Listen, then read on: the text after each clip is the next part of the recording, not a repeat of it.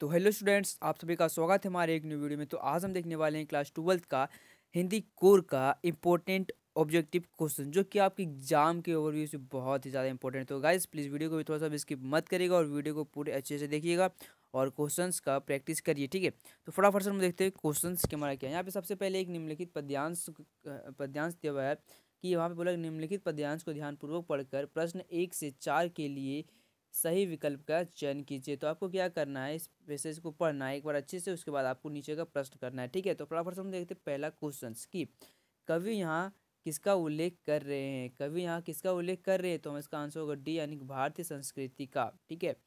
उसके बाद हमारा क्वेश्चन नंबर दूसरा है कि देव किसे माना गया है। देव किसे माना गया है, तो अतिथियों को। उसके बाद हमारे पास क्वेश्चन नंबर हमारा तीसरा है कि किसके हृदय में तेज होता है। किसके हृदय में तेज होता है, तो ऑप्शन है कि जो साहसी हो, जो सत्यवादी हो, जिसकी प्रतीक्षा अटल हो, या उपरोक्त सभी। तो इसका आंसर हमारा हो जाएगा डी घ, यानी कि उपरोक्त सभी। उसके बाद क्वेश्चन नंबर फोर्थ है कि इस काव्यांश का मूल भाव है। तो इस काव्यांश का मूल भाव है भारत के अतीत का गौरव गान, ठीक है। उसके बाद यहाँ पे हम लोग क्वेश्चन नंबर 4 कंप्लीट हो गया। उसके बाद हम देखते हैं नेक्स्ट क्वेश्चन, क्वेश्चन नंबर 5। यहाँ पे एक दिया हुआ है कि निम्नलिखित गद्यांश को पढ़कर प्रश्न 5 से 8 के लिए सही विकल्प के चयन करें। आपको क्या करना है, इस पैसेज को भी एक बार अच्छे से पढ़ना है। जब आप क्या करोगे, जितना पैसेज पढ़ोगे आपका उतना अच्छा से प्रैक्टिस होगा और आप एग्जाम में उतना अच्छा से कर सकते हो, क्योंकि आपको एग्जाम में तोड़ फोड़ देना है आपको एग्जाम में, ठीक है। और रिजल्ट इतना खतरनाक लाना है कि घर वाला भी बोले कि हाँ बेटा ठीक है। तो मैं देखते हैं क्वेश्चन नंबर 5 कि मनुष्य अपने किन गुणों की जीवधारियों में श्रेष्ठतम माना जाता है।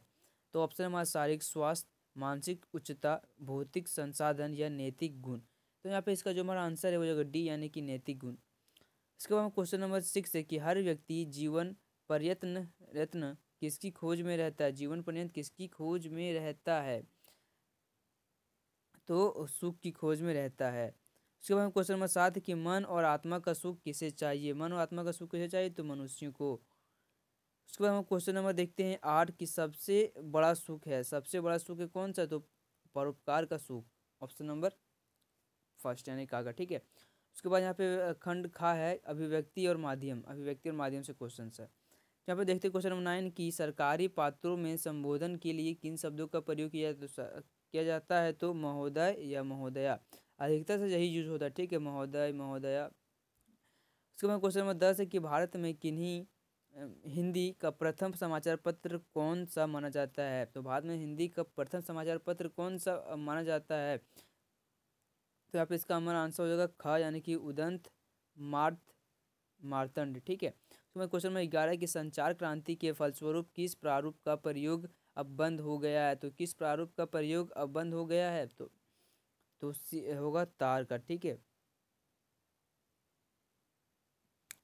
उसके बाद क्वेश्चन नंबर 12 है कि मुद्रित माध्यमों की सबसे बड़ी विशेषता है। मुद्रित माध्यमों की सबसे बड़ी विशेषता है स्थायित्व। उसके बाद क्वेश्चन नंबर 13 है कि फीचर किस प्रकार की विधा मानी जाती है। तो फीचर किस प्रकार की विधा मानी जाती है, तो यहाँ पे ऑप्शन हमारा है कि विषय प्रधान, समस्या प्रधान, व्यक्ति प्रधान या पात्र प्रधान। यहाँ पे इसका जो हमारा आंसर है वो होगा क, यानी कि विषय प्रधान। उसके बाद क्वेश्चन नंबर 14 है कि संपादकीय किसके द्वारा लिखा जाता है, तो संपादक के द्वारा। उसके बाद क्वेश्चन नंबर 15 की रचनात्मक लेखन के लिए क्या अपेक्षित है। तो रचनात्मक लेखन के लिए क्या अपेक्षित है, तो ऑप्शन हमारा ज्ञानात्मक संवेदनात्मक ज्ञान का एवं खा दोनों या इनमें से कोई नहीं। तो इसका हमारा आंसर ग हो जाएगा ग, यानी कि का एवं खा दोनों। उसके बाद क्वेश्चन नंबर 16 की रिपोर्ट का अर्थ है। रिपोर्ट का अर्थ है, तो इसका आंसर हो जाएगा हमारा घटना की ठीक ठीक सूचना। घटना की ठीक ठीक सूचना देना ही क्या होता है, रिपोर्ट होता है। उसके बाद क्वेश्चन नंबर 17 कि किसी बड़ी खबर का कम से कम शब्दों में दर्शकों तक तत्काल पहुंचाना क्या कहलाता है, तो ब्रेकिंग न्यूज कहलाता है। उसके बाद हमारा क्वेश्चन नंबर है 18 की जनसंचार का मुख्य कार्य। जनसंचार का मुख्य कार्य क्या है, ऑप्शन हमारा सूचना संग्रह एवं प्रचार करना, सूचना का विश्लेषण करना, ज्ञान के स्तर में वृद्धि करना, या ये सभी। तो इसका हमारा आंसर हो जाएगा घ, यानी कि ये सभी। उसके बाद खंड ग की पाठ्य पुस्तक से हमारा क्वेश्चन है, ठीक है।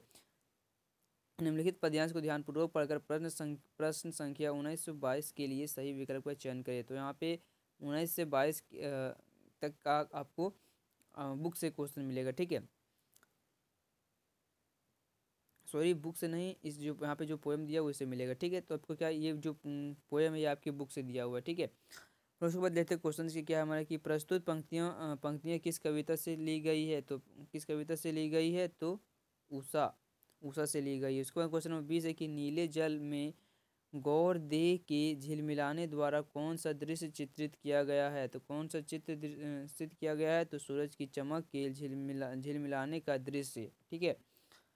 उसके बाद हम लोग देखते हैं क्वेश्चन नंबर 21 की नील नील जल के उपमान द्वारा कवि किसका चित्रण करता है। तो कवि किसका चित्रण करता है, तो यहाँ पे इसका जो आंसर है वो जाएगा क, यानी कि नीले नदी का। उसके बाद हम देखते हैं क्वेश्चन नंबर 22 की उषा के जादू का क्या तात्पर्य है। तो उषा के जादू का क्या तात्पर्य है, तो प्रातःकालीन वातावरण का सौंदर्य।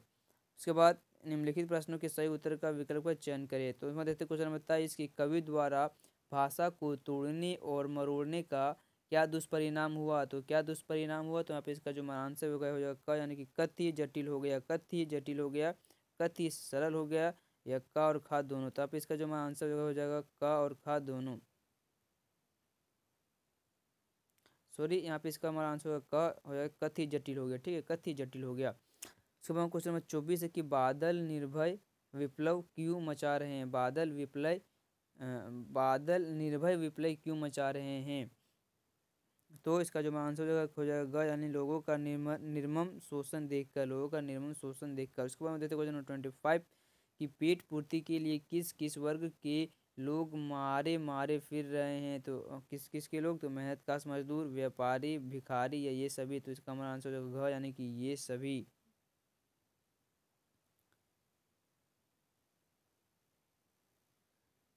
25 का जो हमारा आंसर है वो होगा, एक सेकेंड, गा, ठीक है, भिखारी होगा, ठीक है, गलती से हमारा ये हो गया। तो इसका हमारा आंसर होगा घ, यानी कि भिखारी। उसके बाद देखते क्वेश्चन 26 की बालक के द्वारा चांद मांगने की जिद पर माँ उसे क्या देखकर बहलाती है। तो माँ उसे क्या देखकर बहलाती है। ऑप्शन हमारा है मिठाई, खिलौना, दर्पण, या चांद। तो इसका हमारा आंसर हो जाएगा बी, यानी कि खिलौना।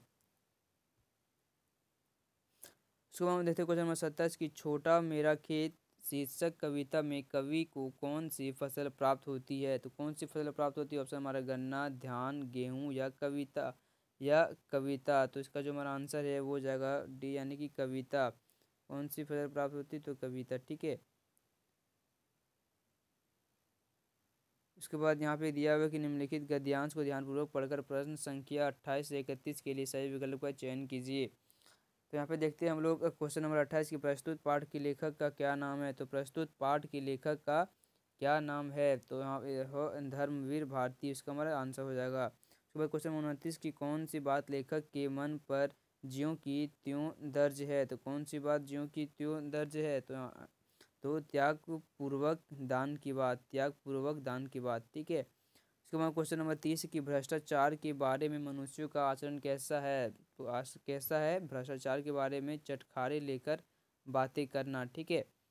हमारा इसका आंसर का कि लेखक को देश के संदर्भ में कौन सी बात कचोटती है। तो कौन सी बात कचोटती है, तो लोग बड़ी बड़ी बातें करते हैं, यानी कि ऑप्शन नंबर फर्स्ट, यानी कि का। उसके बाद निम्नलिखित प्रश्नों के सही विकल्प का चयन कीजिए। उसके बाद देखते क्वेश्चन नंबर 32 लोगों ने लड़कों की टोली को क्या नाम दिया। लोगों ने लड़कों की टोली का क्या नाम दिया, तो इंदर सेना। उसके बाद में क्वेश्चन नंबर 33 है कि पहलवान की ढोलक शीर्षक कहानी में शेर का बच्चा किसे कहा गया है, किसे कहा गया है, तो लुटन सिंह को। उसके बाद क्वेश्चन नंबर 34 है कि सफिया पाकिस्तान से भारत क्या लेकर जाना चाहती थी। तो क्या लेकर जाना चाहती थी, तो नमक, ठीक है। उसके बाद हम देखते हैं क्वेश्चन नंबर 35 की जाति प्रथा में लेखक ने क्या दोष देखा। जाति प्रथा में लेखक ने क्या दोष देखा, तो ऑप्शन हमारा कि जन्म से ही पेशा का तय हो जाना, या मनुष्य को एक ही पेशे में बांध देना, या अनुप्रयुक्त या अप्रार्थ पीछा होने से भूखों मरना, या उपरोक्त सभी। तो इसका हमारा आंसर हो जाएगा घ, यानी कि उपरोक्त सभी। उसके बाद हम देखते हैं क्वेश्चन नंबर 36 की लेखक ने सीरीज को कालजयी अवधूत की तरह क्यों माना है। तो क्यों माना है, क्योंकि सुख दुख में समान रहता है। अवधूत, इसका आंसर हो जाएगा क, यानी कि सुख दुख में समान रहता है। सॉरी इसका जो हमारा आंसर हो जाएगा घ यानी कि डी उपरोक्त सभी। ठीक है, लू के भीषण समय में भी परास्त नहीं होता, सदा सरस बना रहता है, और डी उपरोक्त सभी। तो इसका हमारा आंसर हो जाएगा डी यानी कि उपरोक्त सभी। इसके बाद क्वेश्चन नंबर 37 कि सिल्वर वेंडिंग की यशोधर पंत की विवाह की कौन सी वर्षगांठ मनाई जा रही है। तो इसका जो हमारा आंसर है हो जाएगा सी यानी कि 25वीं वर्षगांठ। उसके बाद में क्वेश्चन नंबर 38 कि जूझ कहानी में किसका चित्रण, तो किसका चित्रण है, तो ऑप्शन नंबर का यानी कि संघर्षशील किशोर का। उसके बाद क्वेश्चन नंबर 39 कि सिंधु घाटी की सभ्यता को जल संस्कृति क्यों कहा जाता है, तो क्यों कहा जाता है, क्योंकि पानी निकासी की सुंदर व्यवस्था के कारण। उसके बाद यहाँ पे हमारा लास्ट क्वेश्चन है कि एन फ्रैंक ने अपनी डायरी में किसे संबोधित किया है, तो किसे संबोधित किया है, गुड़िया को। तो गाइज यहाँ पे हमारा 14 ऑब्जेक्टिव क्वेश्चन जो हिंदी कोर का वो कंप्लीट हो चुका है। नेक्स्ट वीडियो में हम लोग देखने वाले हैं हिंदी कोर का और भी इम्पोर्टेंट ऑब्जेक्टिव क्वेश्चंस। तो गाइज अगर वीडियो आपके लिए थोड़ा सा भी यूजफुल है तो गाइज प्लीज़ वीडियो को लाइक कर दीजिएगा, सब्सक्राइब कर लीजिएगा। मिलते हैं एक नई वीडियो में, तब तक के लिए जय हिंद।